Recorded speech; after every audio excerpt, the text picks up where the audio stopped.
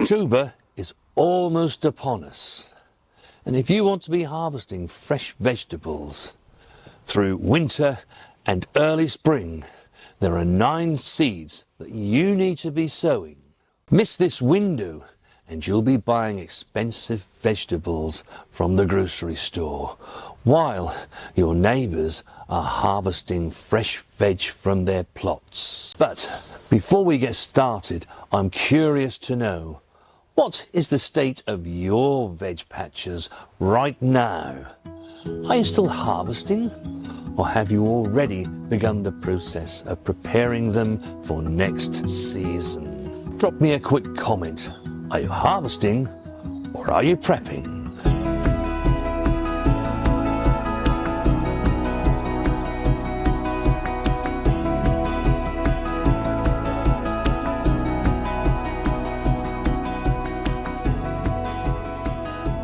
We start with broad beans. These are hardy little warriors that can withstand the frost and the cold that's thrown at them over the winter months. For most of us in the UK, we'll be able to overwinter broad beans. These plants will overwinter and give you a head start on your growing season. From a late October sowing, you can be getting a harvest of your broad beans from mid-May onwards. That's probably a month to 6 weeks before you would get a harvest of these from a February sowing. You may be thinking to yourself, well, winter is cold, there'll be frosts. Will I be able to do this? Well, only you will know that. I'm guessing if you live right up there in Scotland, right at the very top of our country, it's going to be far more difficult. But for most of us, we can actually successfully overwinter them. When we did our green manure video, there were 1 or 2 comments of people saying you can use broad beans and not just field beans. Indeed you can, but I would not be sowing broad beans toward the end of August and through September. The reason being is that unlike their field bean counterparts, broad beans, it doesn't take them very long before they're up here. And if they get up here before the cold weather arrives, which will be late December and into the new year in January, that frost can do severe damage to them. So can the winds. The winds can whip them about and snap their fragile stems. And the frosts can do exactly the same thing. You can be sowing peas to actually overwinter during the month of October. You want to be using round types of peas, not the wrinkly type. So things like Meteor, they're a really good variety, or Feltnum First. The idea is that you sow them, they get so big, and then they overwinter, giving you a harvest early next year. It's not something that myself and Mrs. W do, but it is an option for you people out there, especially if you have undercover growing spaces. I've always found when we have done it in the past that works best. Lettuce. You can still be sowing lettuce, but they will be the hardy types. If you remember back in the September what you can sow, we actually got some away last month, and I said that we would resow the following month. The ones we sowed in September, they will actually give us harvest through autumn and into the early part of winter, right up to about Christmas time and through into the new year. But we need something that we can eat during early spring. And by sowing exactly the same varieties that we did last month, Arctic King and Winter Density, they'll be a little bit behind those, but they will be ready for harvest as we get into the early part of spring next year. And Susie, I have taken a note of the variety you kindly told us, the tip you gave us, and I shall get those seeds and we shall be trying those. I'll let you know how it goes. If you didn't manage to sow your spinach last month, right at the very beginning of October, in fact within the first week, you still have a chance to sow that. But this spinach will do better if it's grown undercover. You can still be sowing green manures even at this time of the year. We're still waiting for some of our vegetables to give us their final harvest, and when they do, we can go on to put those green manures in there. We've still got more field beans that we actually want to sow. We have some that are looking really good, as you can see right here now, and they will be replacing the courgettes that are about to come out. But actually, I should be sowing some at different stages during this month, right up to November, so that I can get some of these in as we get harvest from our October, November and December brassicas. Radish. Right at the beginning of the month, it will be your last chance to sow what I think of as summer radish, things like French breakfast. We did sow some, was it the other week, Mrs. W? I can't remember now, but we did sow some the other week, didn't we? Yep. They're in our containers and they will move undercover. But this will be the last chance to sow that type of radish. They don't do so well once the temperatures start to drop. What you can be doing is to be sowing what's classed as winter radishes. We're going to be sowing a variety called muley. October is also the time that we look to plant our garlic. We'll be planting both types, standard garlic, elephant garlic. Look at the difference in size to the two garlics. This one, the elephant garlic, has a much milder flavour, but we do like to use that, don't we? We do. In certain recipes, just a nice little hint of garlic flavour is good. Yeah. Now, when you come to plant these, all you need to do is to split the cloves so that they're individual and then pop them into the soil, wherever you want to be planting them. As I said last month, we're going to be once again sowing some outside, because we haven't done that for a couple of years because of rust problems. We shall also be sowing some in our undercover structure. The elephant garlic we always sow outside. We don't seem to get so much problem with the rust on that, do we? No. Which is quite surprising, because it's actually a member of the leek family, isn't it? Yeah. The great thing about garlic is that it's a really good, sustainable harvest, because every time you harvest these, you just keep your largest heads, split them open and plant them into your soil. Now, we originally got our garlic from the garlic farm, and that performed really well for us. We grow two types, Mersey white and Solent white. But actually this year, myself and Mrs. W just want to try a different variety. So we have bought an extra one in, and we'll see how that goes into next year. But you can also pop down to your garden centre, your local garden centre, anytime now, and you'll find they're there and available for you to purchase. Garlic seems an innocuous little thing, but actually we use quite a lot of garlic in our dishes. There's not many dishes that we won't put garlic into. And you may be going around the grocery store and thinking, well, it's only 80, 90 pence sterling. But actually, you add that up if you buy a head each week, it soon adds up. Garlic doesn't take up a lot of space in your plots. They're literally planted 4 to 5 inches apart. So in my opinion, they're well worth growing. Now, we no longer use onion sets. We sow all of our onions from seed.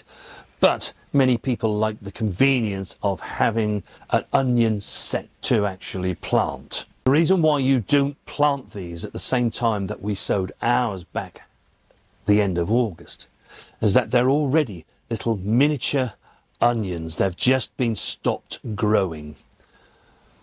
If you put them in August or September, they'll get really quite large growth, and that will hurt them as we go into the winter months.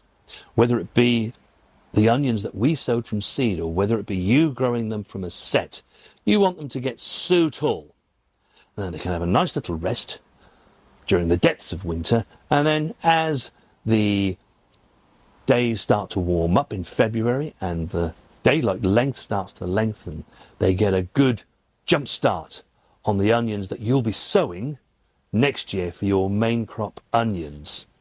Just remember that with these, this is the basil plate. This is where the roots will come from. So plant it down that way. And this tassel you see here, This is where the leaves will come from. When you plant it into your beds, you want to cover it about 2/3 of the way up, so that the leaves can actually get out and away. You can also sow some cauliflowers at this time of the year. Now these cauliflowers are going to overwinter. You need to select a summer harvesting variety. The reason why you want to do this is that if you sow your cauliflowers in February, which is often said and is not bad advice, cauliflowers take just that little bit longer to actually grow than something like, for argument's sake, a cabbage. You can sow your cabbages in February and you'll realise a harvest in June. But with cauliflowers sown in February, they're not likely to be harvesting at the best end of June or even into July. By sowing a cauliflower, a summer harvesting variety, in October, once it has germinated and got its first true leaves, you can then just pop that on and then leave them in your undercover growing spaces and just let them blip away. By the time we get to next February, they'll already be about this big. And you can just pop them into your beds and then you will get cauliflowers that will harvest next June. How wonderful is that? Some varieties that will do this job for you are varieties like Clipper, and I've also done it in the past with a variety called Boris.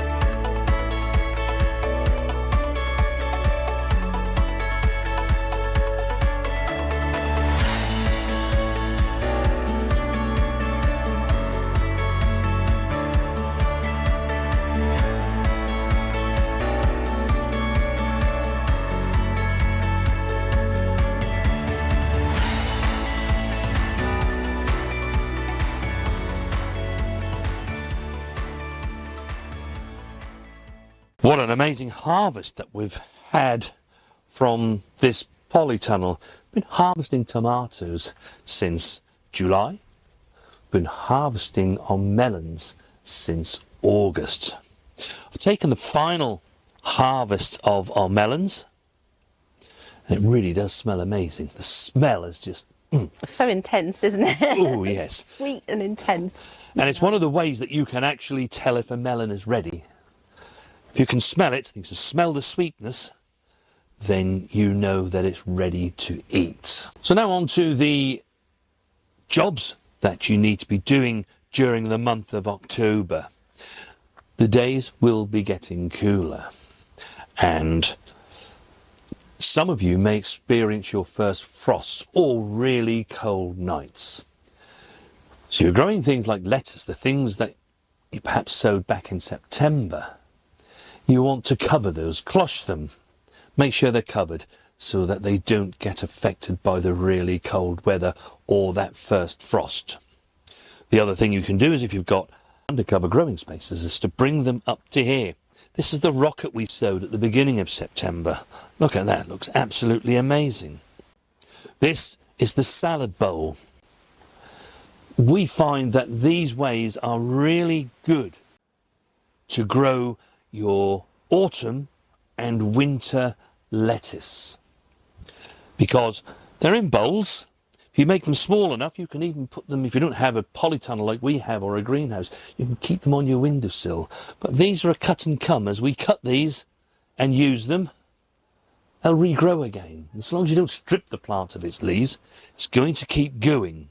As for the green tomatoes, these were the only green ones that were left on the super sauce and the San Marzano, so there's not too many there, which is really good. Any green tomatoes that you do actually have left over, you can make a green tomato chutney, so don't worry if you have one or two. It's the same where I've harvested these here. You can see that the majority have all gone red. There's just a couple of green ones on there. So for me, it's worth harvesting those and taking the harvest that we can get. If they look like this, then you can take these down to your house and put them on a windowsill. They're now starting to blush.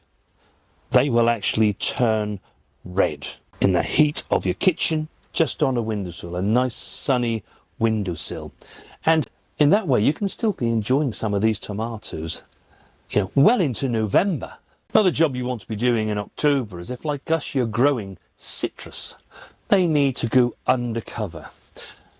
They don't do so well inside the house because the ambient temperature is too warm. Citrus fruits need to be kept cool, but frost-free. So a polytunnel like this is ideal. And you can see here, we've got quite a few lemons that are here. And I'm hoping that sometime round about May or June, Mrs. W will be able to enjoy those lemons with her gin and tonics. Oh, yes, please. A real treat after we've had a day in the garden. We also actually have a really small orange at the moment. It's not going to realise its harvest this year, it'll be next year. But again, to have some of these, your own lemons and oranges, we've even got a lime. To have those yourself, straight from your plant, how amazing is that? When I first started gardening many years ago, I never ever thought that I would be able to grow lemons, oranges or limes. You saw us clearing the space around here where the super sauce tomatoes were and the San Marzano. They've finished their harvest now. They're not going to have any more tomatoes that are actually going to turn red. So we've cleared that. But the same thing holds true for anything that's in your outdoor plots. As your crops give you their final harvest, do ensure that you remove those plants. Don't leave them in situ, because things happen that you don't want to happen when you do that. They can get diseases which can transfer to the soil. Mr. Slug will come along. He'll be really attracted by those that you've left. And then from there, he might go on to go after your slightly younger plants that you've just transplanted out. Another tip is that at this time of the year, you will have so much material to be making compost. And by removing those crops from your plots, you can cut them up, shred them, shred the leaves, add them to your compost. You may think that during the autumn and winter you can't make great compost, but actually you can. You have lots of green material, and it's the green material that heats your compost heaps up. It may take a little longer than when you make compost during the spring and the summer months, but it's really satisfying to get that process underway. And then where you have your beds, like us, where you're overwintering things and you harvest your cauliflowers and your cabbages next year, you'll have some nice available compost that you can then mulch your beds with. If you're like us and you have some fruit trees, we have cherries, we have apples, they can really benefit from having a grease band wrapped around them at this time of the year. If you've ever gone to your harvest and you find they've got holes in or they've been half eaten, it's not just the birds that do it. The overwintering moth will overwinter in amongst your fruit trees, and then they begin to feed on your fruit as they develop next year. By wrapping a grease band around the trunk of the tree, they can't crawl up there and actually get to where they want to.